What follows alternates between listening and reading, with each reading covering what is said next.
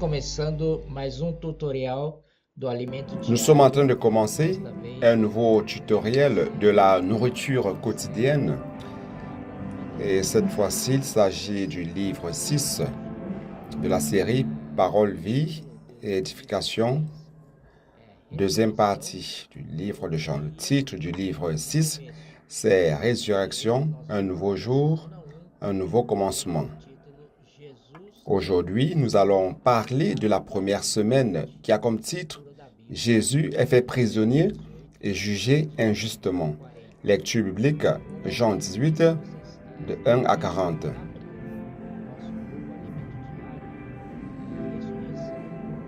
Comme vous avez vu, la couverture de notre nourriture quotidienne, Résurrection, nouveau jour, nouveau commencement, parle de la mort et après la mort, la résurrection du Seigneur Jésus qui nous apporte un nouveau jour et un nouveau commencement.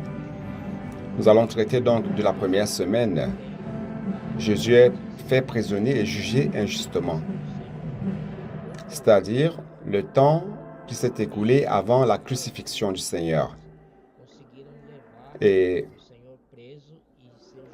comment les leaders des Juifs d'Israël ont pu faire arrêter Jésus et le juger injustement. Donc, allons commencer. Jusqu'à mercredi de cette semaine, de lundi à mercredi, a comme sujet principal le chapitre 17 du message antérieur et qui a comme thème central la glorification. Donc ici au chapitre 17, versets 7 à 8, nous voyons quelque chose de très important. Ici il dit, « Maintenant, ils ont connu que tout ce que tu m'as donné vient de toi. Car je leur ai donné les paroles que tu m'as données. Et ils les ont reçues, et ils ont vraiment connu que je suis sorti de toi. Et ils ont cru que tu m'as envoyé. »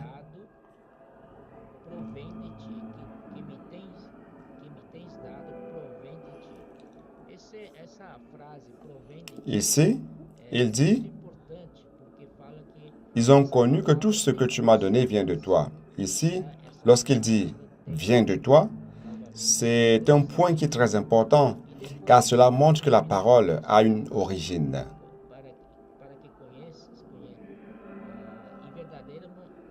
Et à la fin du verset, il dit, «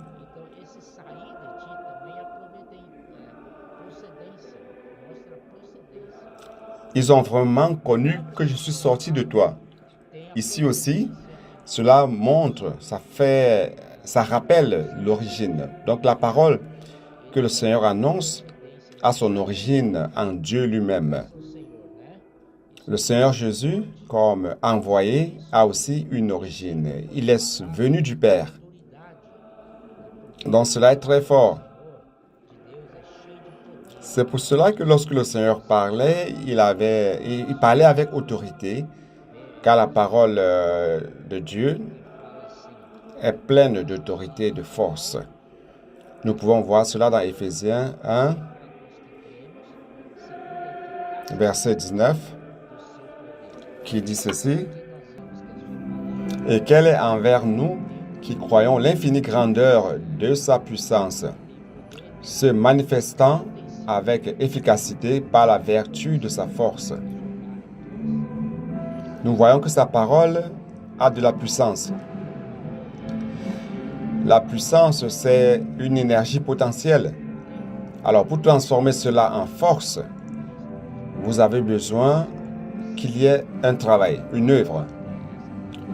Donc, la parole de Dieu qui a cette puissance, cette même puissance qui a ressuscité Christ de la mort. Lorsque vous mettez cette parole à exécution, ça se transforme donc en force. Et cela nous renvoie à Jean, si je ne me trompe, ça doit être Jean 4, 10 qui dit que les paroles du Seigneur font l'œuvre de Dieu. Alléluia.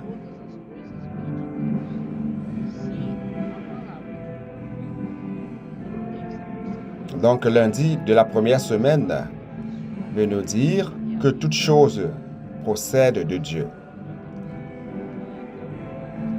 Si la parole d'un prophète n'a pas origine de Dieu, alors ça ne fonctionne pas. Ça n'accomplit pas le travail. Ça n'accomplit pas l'œuvre de Dieu. Donc, notre suffisance vient de Dieu. 2 Corinthiens 3, 5. Je vais lire un passage qui dit ceci. Ce principe doit aussi s'appliquer à notre quotidien. Lorsque nous prêchons l'Évangile dans les rues, utilisant la parole que le Seigneur nous a donnée, nous nous rendons compte qu'elle sort avec puissance et accomplit l'œuvre de Dieu.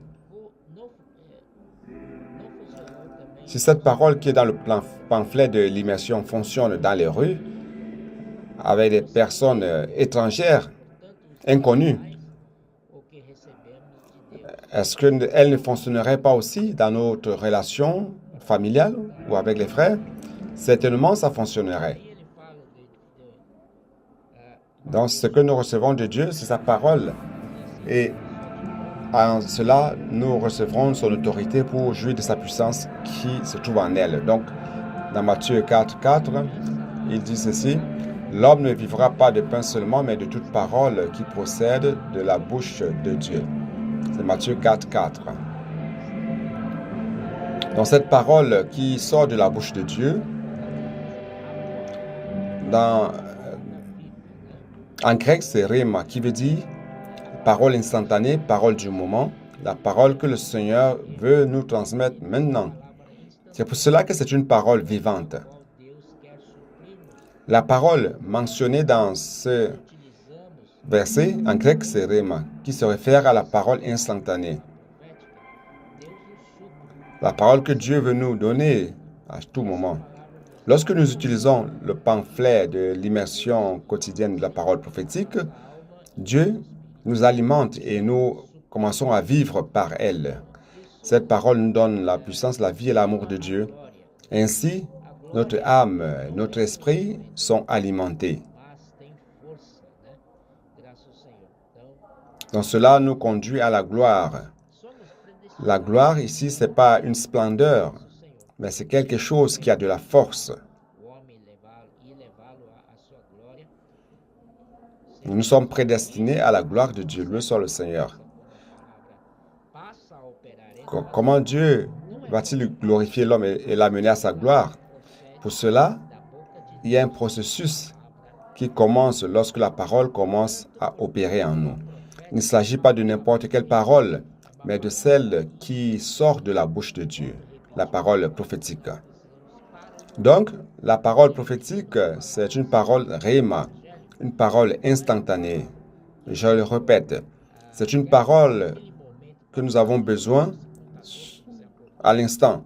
Lorsque nous sortons pour prêcher l'Évangile, cette parole que le Seigneur veut transmettre aux personnes à l'instant, les personnes que nous contactons, sort avec force et puissance et exécute l'œuvre de Dieu. On va donc à mardi, c'est toujours la première semaine. Ça a comme titre « Sanctification et vérité ». Dans Jean 17, 17, on a un verset qui est très important qui dit ceci « Sanctifie-les par ta vérité, ta parole est la vérité ». Ça, c'est le processus par lequel nous pouvons être glorifiés. C'est le processus qui va nous conduire à la gloire. Donc, premièrement, nous devons être sanctifiés. Sanctifiés dans la vérité.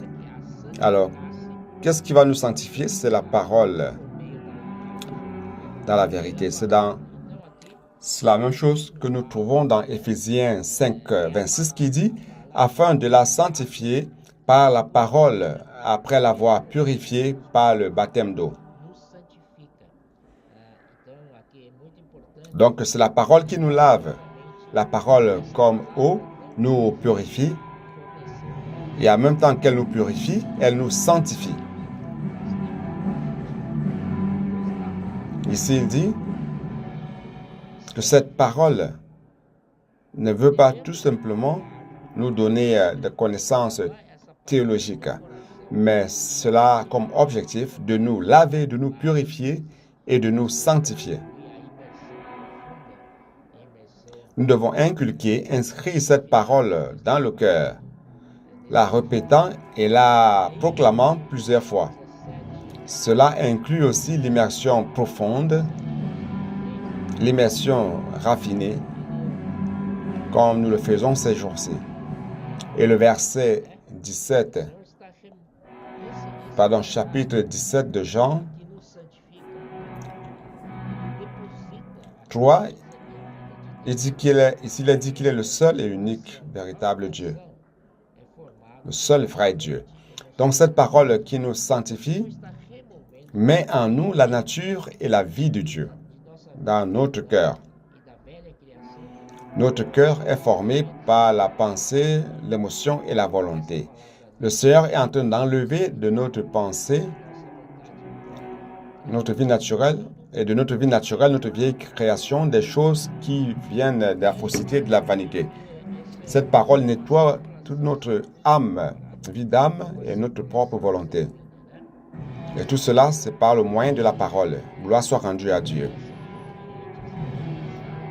Et ici, il dit aussi que c'est comme une circulation sanguine. La circulation sanguine dans l'organisme fournit des nutriments à chaque cellule du corps. Ça a aussi la fonction, non seulement d'apporter les nutriments dans chaque membre du corps, mais ça enlève aussi les toxines. Ça enlève les choses qui ne doivent pas se retrouver dans notre organisme. C'est comme cela que fonctionne le processus du lavage par la parole qui nous sanctifie et nous remplit de vérité. Cette parole est forte. Dieu veut nous remplir de vérité. Dieu veut nous remplir de la réalité divine. Si nous avons des vides en nous, ces vides doivent être remplis de la vérité divine. Ça, c'est le travail du Seigneur aujourd'hui. Grâce soit rendue au Seigneur. Et à la fin, ce qui va engendrer, c'est une unité organique. C'est ce que le Seigneur a dit ici dans Jean 17, 21. Afin que tous soient un, comme tu l'es en moi et moi en toi, qu'ils soient aussi en nous. Afin que le monde croie que tu m'as envoyé. Donc cette unité avec le Père et le Fils, c'est une unité organique. Une unité de vie. 17, 22, 23 aussi. Continue. 17, 22, 23. Il dit, « Je leur ai donné la gloire que tu m'as donnée, afin qu'ils soient un comme nous sommes un. Moi en eux et toi en moi, afin qu'ils soient parfaitement un, et que le monde connaisse que tu m'as envoyé, et que tu les as aimés comme tu m'as aimé. » Grâce soit rendue au Seigneur. Cela est très bon, car le Seigneur a comme objectif de travailler en nous et de nous conduire à la gloire, d'être un avec le Père. C'est quoi la glorification de l'être humain? Notre destinée, c'est la gloire. Alors, c'est quoi aller à la gloire? C'est faire partie de cette unité organique entre le Père et le Fils. Le Fils nous amène à être un avec le Père. Gloire soit rendue à Dieu. Donc, mercredi, il montre l'expérience de Moïse lorsqu'il a vu la gloire de Dieu. Parce que Moïse avait la communion avec Dieu face à face. Ce n'était pas le cas des autres, mais Moïse avait ce privilège. Donc, à la tente d'assignation, il y entrait. Vous pouvez voir cela dans Exode 33, 17 à 11, et 17, 34, 29 à 32. Lorsqu'il entrait dans la tente d'assignation, il n'y avait que lui et Dieu. Dieu parlait et il parlait avec Dieu. Et dans cette communion personnelle avec Dieu, Dieu lui transmettait la gloire à travers la parole. Et il sortait de là, priant, le visage brillant, plein de gloire. Il sortait donc ainsi de la tente et parlait avec le peuple. Et lorsque le peuple voyait son visage briller, il avait peur, ils avaient la crainte, parce que Dieu parlait avec eux. Donc Moïse se remplissait de gloire et de lui émanait l'autorité. Et le peuple l'écoutait. Et le peuple recevait cette parole comme venant de Dieu. Donc c'est la même chose aujourd'hui lorsque Dieu utilise un prophète pour nous parler. Nous voyons la gloire à travers l'expression de la parole. Grâce soit rendue au Seigneur.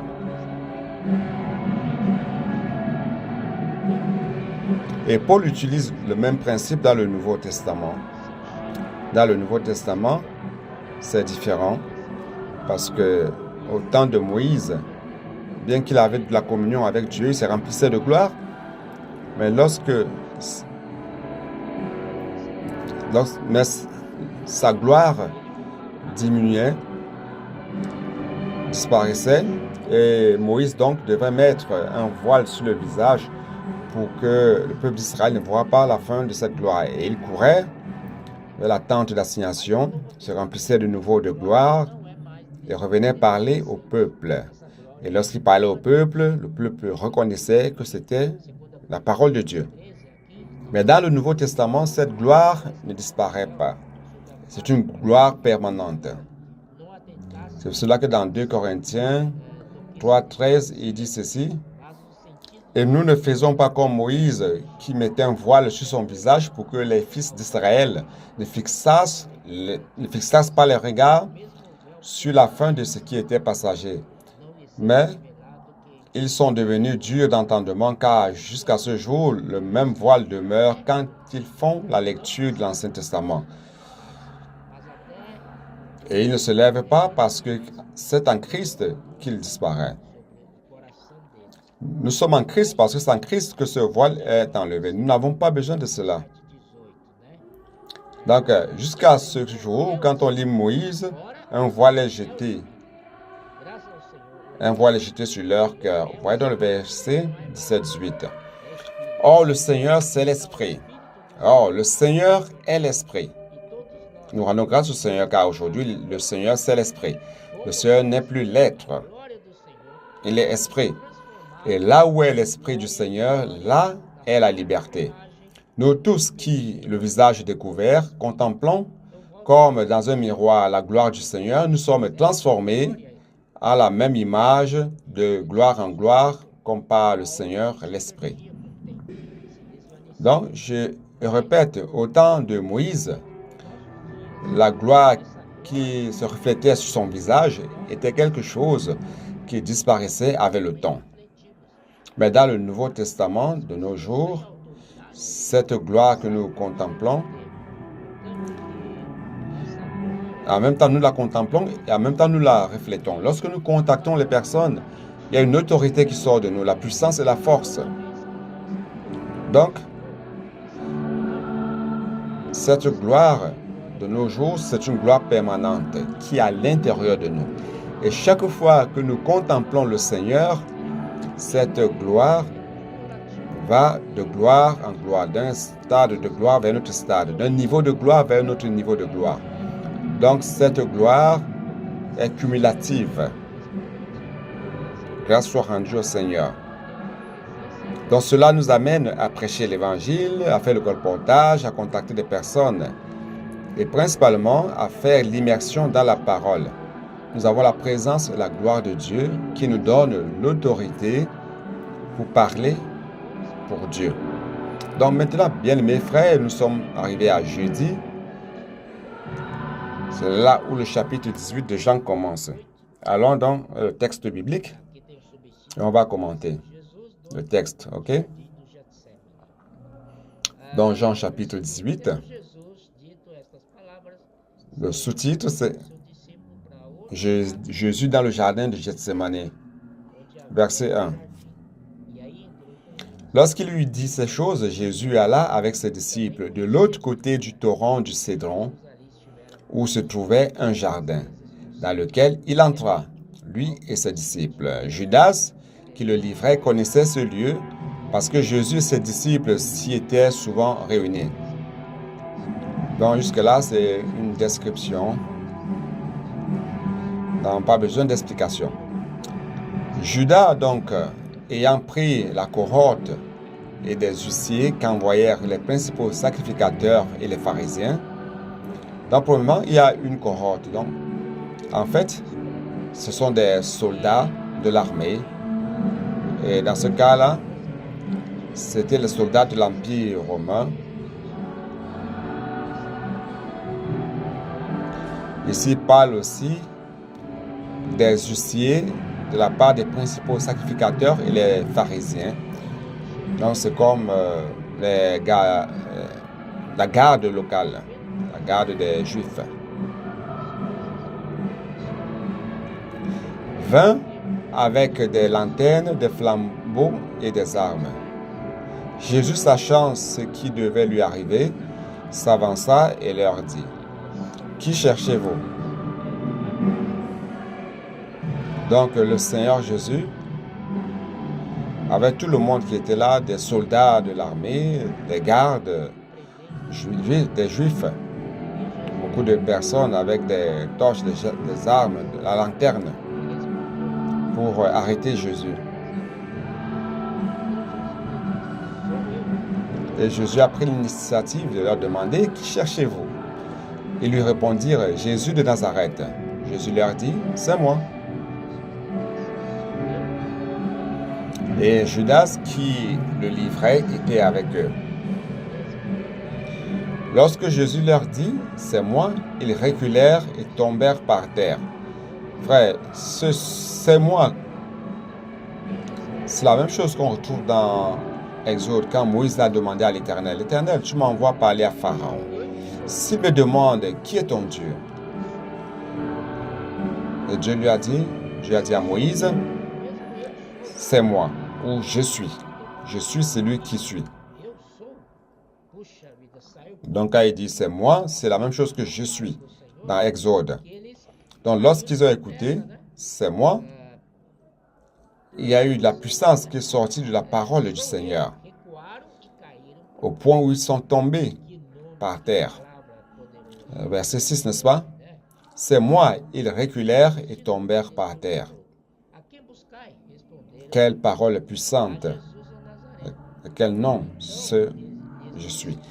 Il leur demanda de nouveau, « Qui cherchez-vous? » Ils dirent, « Jésus de Nazareth. » Jésus répondit, « Je vous ai dit que c'est moi. Si donc c'est moi que vous cherchez, laissez aller ceux-ci. » C'est-à-dire le Seigneur, en ce moment-là, a protégé ses disciples. Il s'est remis volontairement à ceux qui allaient l'arrêter. Il dit, laissez partir ceux-ci. C'est-à-dire, si vous me cherchez, c'est moi que vous cherchez, alors je suis là, vous pouvez m'amener, mais laissez mes disciples. Ils n'ont rien à voir avec cela. Verset 9, il dit cela afin que s'accomplisse la parole qu'il avait dite. Je n'ai perdu aucun de ceux que tu m'as donnés. Vous voyez, donc quand le Seigneur prend soin de nous, il prend soin de nous avec toute attention, avec tout ce dont il a, avec tout son pouvoir, et personne ne nous ravira de sa main. Oh Seigneur Jésus, nous voulons être de ceux-là qui sont sous les soins du Seigneur. Le Seigneur ne perdra personne de ceux que le Père lui a donnés. Verset 10, Simon-Pierre, qui avait une épée, la tira, frappa le serviteur du souverain sacrificateur et lui coupa l'oreille droite. Ce serviteur s'appelait Malchus. Jésus dit à Pierre, « Remets ton épée dans le fourreau. Ne boirai-je pas la coupe que le Père m'a donnée à boire? » Le Seigneur n'avait pas besoin que quelqu'un le défende. C'est comme si le Seigneur était en position de faiblesse. Mais en fait, le Seigneur était en train de gagner, car il devait passer par cela. Il devait se faire arrêter, il devait être jugé.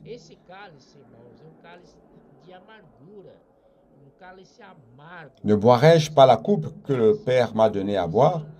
Cette coupe, c'est la coupe d'amertume, une coupe amère. Le Seigneur a bu la coupe de malédiction afin que nous ayons aujourd'hui une coupe de bénédiction. Nous rendons grâce au Seigneur pour la coupe que nous buvons dimanche matin dans nos réunions de fraction de pain. Nous avons le pain et la coupe. Cette coupe représente une coupe de bénédiction. Grâce soit rendue au Seigneur. On continue. Voyons donc la cohorte de nouveau, parlant des soldats de l'Empire romain. Donc, il avait un commandant, le tribun, et les huissiers des Juifs, qui sont les gardes locaux qui prennent soin de la sécurité publique. Pour nous, à l'État de Sao Paulo, ce sont les PM, la police militaire. Dans chaque État, sa police militaire. Donc, ils se saisirent alors de Jésus et le lièrent. Ils l'amenèrent d'abord chez Anne, car il était le beau-père de Caïphe, qui était souverain sacrificateur cette année-là. Donc, Caïphe était souverain sacrificateur cette année-là. Et on a amené Jésus à Anne, qui était le beau-père de Caïphe. Il a déjà été souverain sacrificateur avant, donc il a plus d'expérience. Je pense que ça devait être le plus âgé parmi eux et avec une grande expérience comme souverain sacrificateur. C'était pour cela que le peuple a conduit Jésus à Anne, premièrement. Verset 15. Simon-Pierre, avec un autre disciple, suivait Jésus.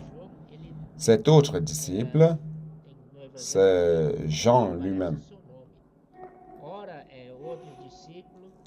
Il est intéressant de voir que Jean, dans l'évangile de Jean, il ne mentionne pas son nom. Il dit toujours ou un disciple ou le disciple qui aimait Jésus.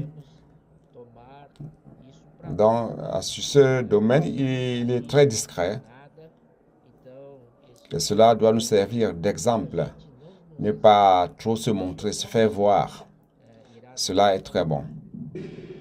Si nous nous exaltons, comme dit, si nous ne nous exaltons pas, c'est le Seigneur Jésus qui va nous exalter un jour.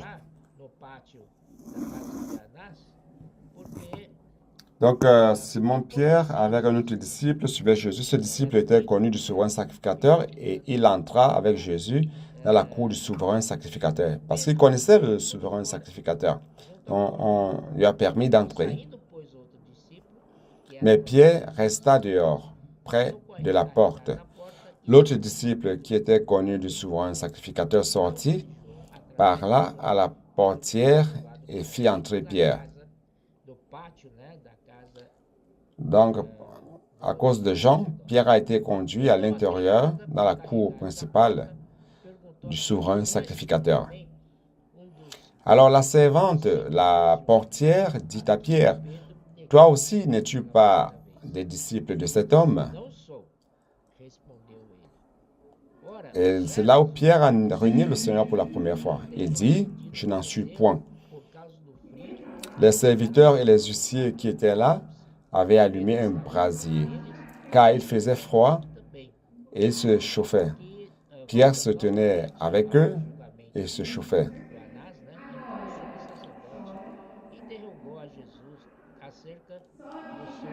Ici, on revient encore au jugement de Anne, dont le souverain sacrificateur interrogea Jésus sur ses disciples et sur sa doctrine. Jésus lui répondit, « J'ai parlé ouvertement au monde.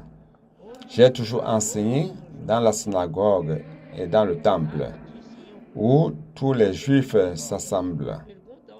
Et je n'ai rien dit en secret. Pourquoi m'interroges-tu? Interroge sur ce que je leur ai dit, ceux qui m'ont entendu. Est-ce que c'était nécessaire tout cela? C'est étrange. Ce Seigneur Jésus prêchait la vérité, l'Écriture. Et il parlait à tout le monde. Les gens écoutaient, ils ont écouté le Seigneur Jésus. Il a été dans les synagogues, il a été en tout lieu, parlant de manière ouverte. Est-ce que c'est un crime, cela? De parler la vérité? Est-ce que c'est un crime? C'est ce que le Seigneur est en train de leur dire. Pourquoi m'interroges-tu? Interroge sur ce que je leur ai dit, ceux qui m'ont entendu. Demande au peuple. Le peuple le sait. À ces mots, un des huissiers qui se trouvait là donna un soufflet à Jésus en disant, « Est-ce ainsi que tu réponds au souverain sacrificateur? » Jésus lui dit, « Si j'ai mal parlé, fais voir ce que j'ai fait. Fais voir ce que j'ai dit de mal. Et si j'ai bien parlé, pourquoi me frappes-tu? » Jésus n'était pas en train d'offenser le souverain sacrificateur. Il parlait tout simplement ce qui est vrai. Il a reçu, il a été frappé pour rien. Anne l'envoya lié à Caïphe, le souverain sacrificateur. Donc, de la maison de Anne, il a été conduit chez Caïphe, qui était le souverain sacrificateur cette année-là. Simon-Pierre réunit Jésus de nouveau. Donc, Simon-Pierre était là et se chauffait. On lui dit, « Toi aussi, n'es-tu pas de ses disciples? » Et Pierre renia le Seigneur la seconde fois. Il le nia et dit, « Je n'en suis point. » Un des serviteurs du souverain sacrificateur, parent de celui à qui Pierre avait coupé l'oreille, aïe, aïe, aïe, aïe, aïe. N'étais-je pas vu avec lui dans le jardin? Pierre renia le Seigneur pour la troisième fois. Donc, Pierre le nia de nouveau et aussitôt le coq chanta. Allons voir ce passage dans Matthieu 26. Matthieu 26, 69.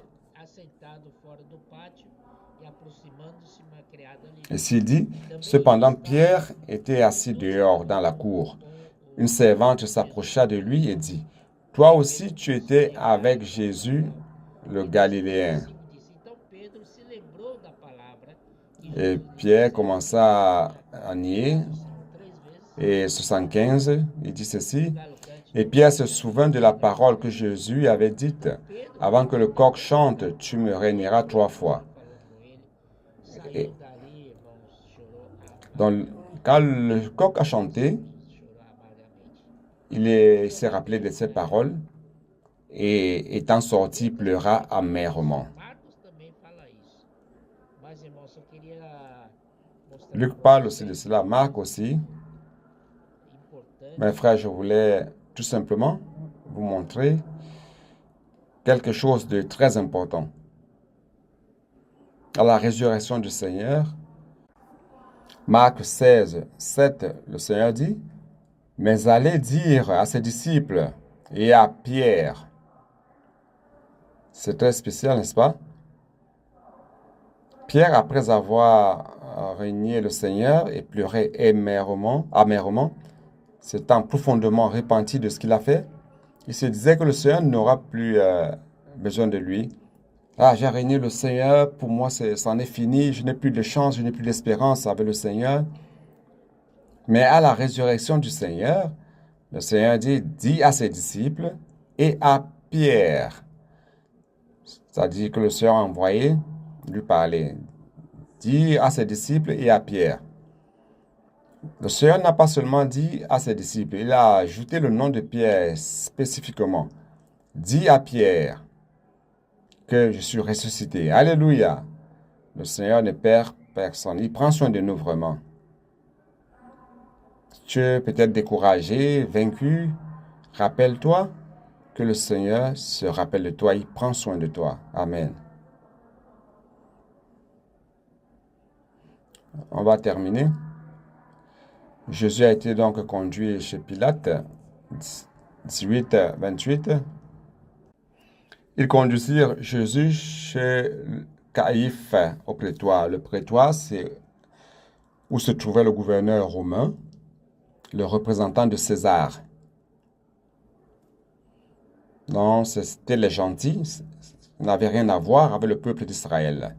C'était le matin, ils n'entrèrent point eux-mêmes dans le prétoire afin de ne pas se souiller et de pouvoir manger la Pâque, car le jour suivant devait être la Pâque. Donc à la veille, ils devaient se sanctifier afin de pouvoir manger la Pâque. Donc ils ne pouvaient pas entrer dans un lieu qui appartenait aux gentils.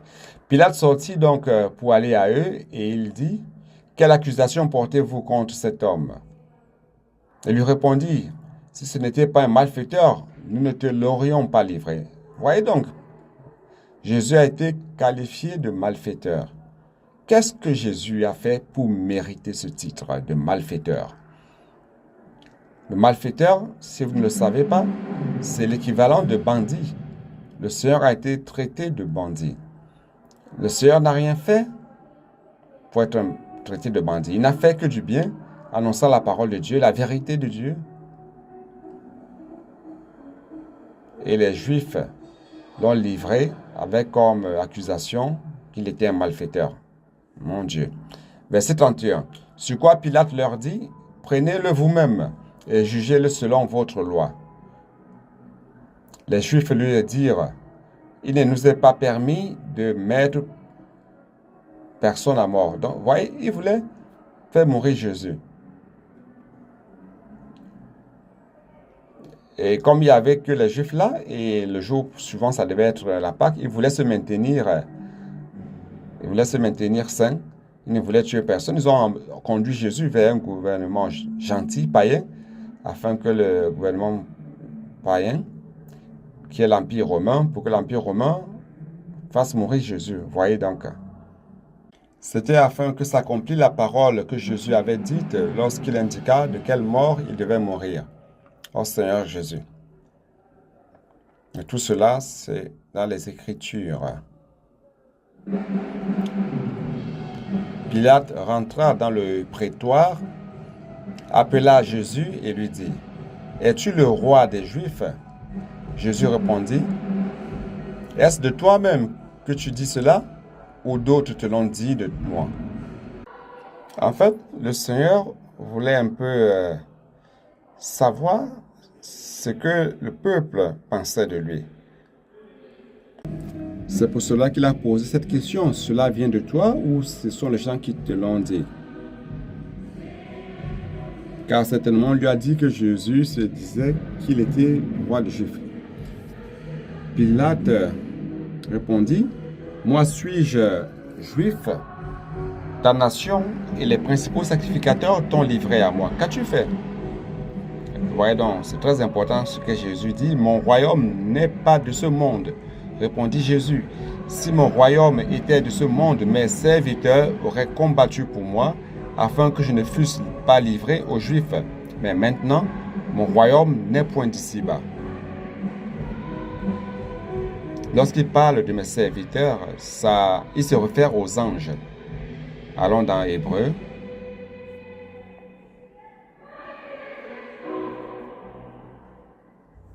Hébreu chapitre 1, verset 7 dit, « De plus, il dit des anges, celui qui fait de ses anges des vents et de ses serviteurs une flamme de feu. » Donc, là, quand il parle de serviteurs, il se réfère aux anges. Au verset 14 aussi, on voit ceci. « Ne sont-ils pas tous des esprits aux serviteurs de Dieu, envoyés pour exercer un ministère en faveur de ceux qui doivent hériter du salut? » Donc, ces serviteurs qui sont des anges,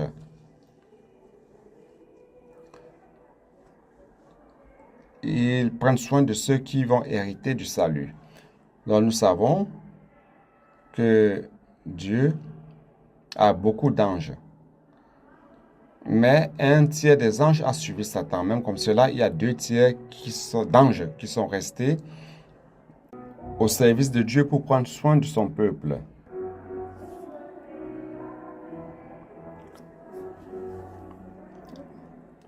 Pilate lui dit, « Tu es donc roi? » Jésus répondit, « Tu le dis, je suis roi. » Je suis né et je suis venu dans le monde pour rendre témoignage à la vérité. Donc le Seigneur n'a pas nié. Il a dit, tu as dit vrai, je suis roi.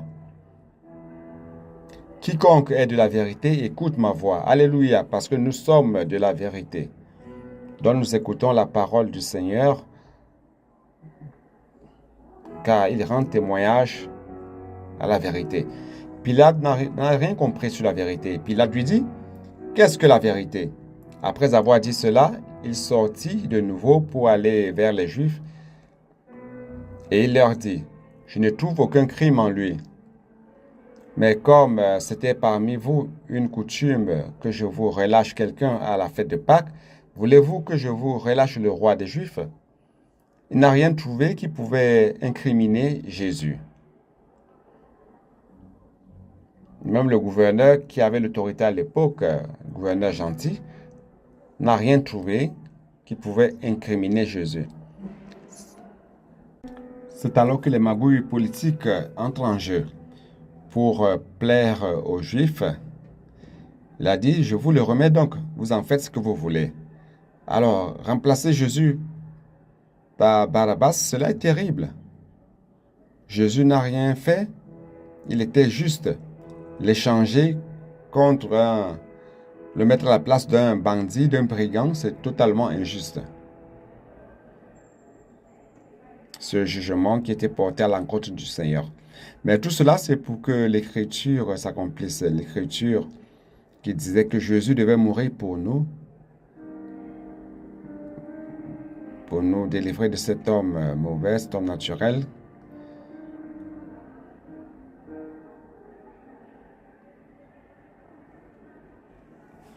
Ainsi, Jésus pouvait nous apporter la vérité par sa vie et nature. Amen. Pour terminer,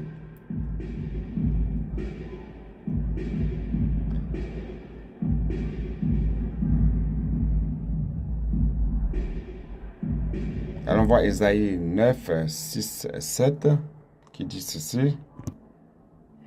Car un enfant nous est né, un fils nous est donné, et la domination repose sur ses épaules. On l'appellera admirable conseiller, Dieu puissant, Père éternel, Prince de la paix. Donné à l'empire de l'accomplissement et une paix sans fin, au trône de David et à son royaume l'affermir et le soutenir par le droit et par la justice dès maintenant et à toujours. Voilà ce que fera le zèle de l'Éternel des armées. Donc, Ésaïe 9 prédisait déjà ce que le Seigneur était. Le Seigneur allait apporter un royaume de paix et de justice. Aujourd'hui, nous sommes dans l'Église, nous sommes dans la réalité de ce royaume des cieux. Donc, si nous retournons dans notre esprit, nous allons expérimenter ce royaume de paix, ce royaume de justice, comme une jouissance anticipée, mais il y aura la manifestation du royaume des cieux, et ainsi définitivement, nous allons expérimenter dans la plénitude ce royaume de paix et de justice. Et pour terminer, je voudrais lire le dernier paragraphe de cette première semaine qui dit ceci. L'Église aujourd'hui vit déjà dans la justice et la paix de Dieu, car ça, la réalité du royaume des cieux. Cependant, la manifestation du royaume des cieux, c'est notre espérance. Durant 1000 ans, nous serons dans un royaume de justice et de paix. C'est ce motif qui nous amène dans les rues afin de prêcher l'évangile du royaume. Matthieu 24, 14. Lorsque l'évangile du royaume sera prêché dans toutes les nations, ce sera le moment où Christ va assumer le royaume. Lorsque Christ va assumer le royaume, toute injustice prendra fin et nous vivrons dans la justice, la paix durant 1000 ans. Alléluia. Vous êtes content? Moi, je suis très content. Amen.